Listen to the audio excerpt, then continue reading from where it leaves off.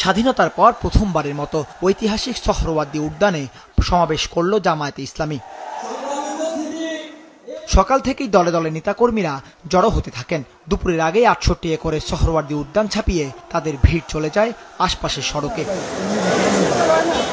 বেলা ২টায় শুরু হয় সমাবেশ। কোরআন তেলাওয়াত শেষে বক্তব্য রাখেন জুলাই আন্দোলনের শহীদ পরিবারের সদস্য ও আহতরা। বিচার নামে তালবাহানা করবেন না, বিচার নামে রঙ্গমঞ্চ ছেড়ে দিয়ে আপনারা বিচারের দিকে অগ্রসর হন। জুলাই, আগস্ট, গুম এইগুলি হত্যার তালিকা করা হচ্ছে, কিন্তু আমাদের যারা হল র্যাঙ্কিং এর মাধ্যমে যারা নিহত হয়েছে তাদের কোনো তালিকা করা হচ্ছে না।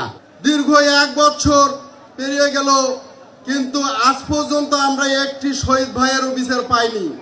একই মঞ্চে উপস্থিত হন সমমনা বিভিন্ন দলের প্রতিনিধিরা। এ সময় অবাধ, সুষ্ঠু, নিরপেক্ষ ও শান্তিপূর্ণ নির্বাচন সহ জামায়াতের ৭ দফা দাবির সাথে একমত প্রকাশ করেন অন্যান্য দলের প্রতিনিধিরা। আমাদের মধ্যে রাজনৈতিক মতপার্থক্য থাকতে পারে, কিন্তু এই মুজিববাদের প্রশ্নে, এই স্বৈরাচারের প্রশ্নে অভ্যুত্থানের সকল শক্তিকে ঐক্যবদ্ধ থাকতে হবে।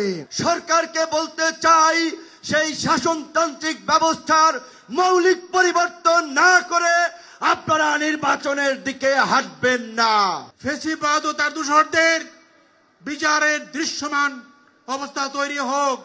আমরা চাই আগামী নির্বাচনের লেভেল প্লেইং ফিল্ড স্থাপিত হোক, সবার জন্য সমান সুযোগের ব্যবস্থা করা হোক। সমাবেশে জামায়াতের নেতারা বলেন, বিচার ও মৌলিক সংস্কারের প্রশ্নে কোনো ছাড় নয়। আগামী নির্বাচনে নিজেদের প্রার্থীকে ভোট দিতে আহ্বান জানান। এই জাতীয় লোকরাই যদি আগামী দিনে নির্বাচনে জয়লাভ করে ক্ষমতায় যায় আর সংসদে জালদার আইন পাশ করে, তাহলে অবশ্যই বাংলাদেশে আতঙ্কি মানুষের ভাগ্যের পরিবর্তন হবে। হাজার হাজার ছাত্র জনতার রক্তের উপরে আপনারা ক্ষমতায় বসেছেন, এজন্য আমাদেরকে সংবিধানের হাইকোর্ট দেখাবেন না।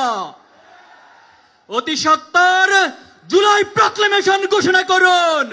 এই জুলাই মাসের মধ্যে শহীদ গাজীদের স্বীকৃতি দিয়ে জুলাই প্রক্লেমেশন ঘোষণা করতে হবে। পরে বিকেলে সমাপনী বক্তব্য রাখতে গিয়ে অসুস্থ হয়ে পড়েন দলের আমির ডাক্তার শফিকুর রহমান।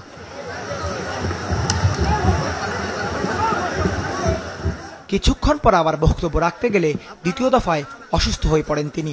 পরে বসেই কথা বলেন তিনি। এ সময় শফিকুর রহমান বলেন, ফ্যাসিবাদের পর এবার লড়াই হবে দুর্নীতির বিরুদ্ধে। এতগুলা মানুষ এমনি এমনি জীবন দেয় নাই, জীবন দিয়েছে জাতির মুক্তির জন্য। যদি বস্তা পোতা পুরানা সবকিছুই টিকে থাকবে, তাহলে কেন তারা জীবন দিয়েছিল? ব্যবস্থায় নতুন বাংলাদেশ গড়ে তোলা হবে ইনশাআল্লাহ।